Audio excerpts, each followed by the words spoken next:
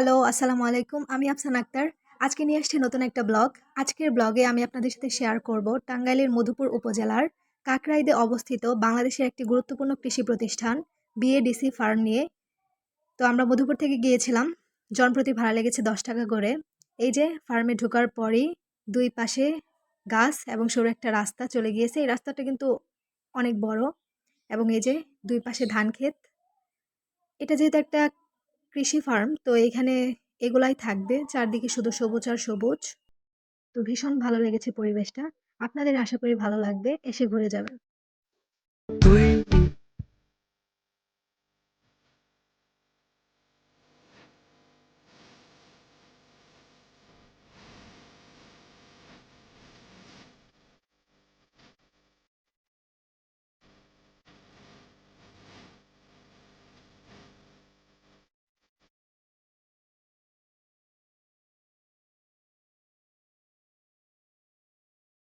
কৃষি কর্পোরেশনের এখানে যে দালানগুলো আছে, এগুলাতে ঢোকা উন্মুক্ত, কোনো বাধা নাই।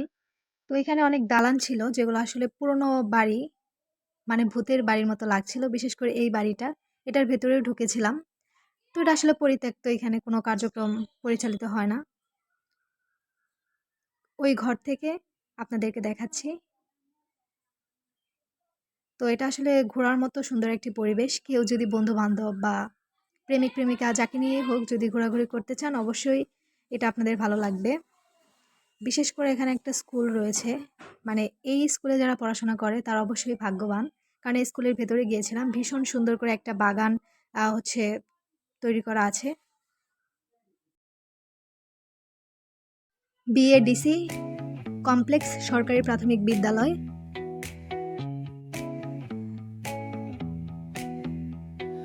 Neon hums like a subtle thrill.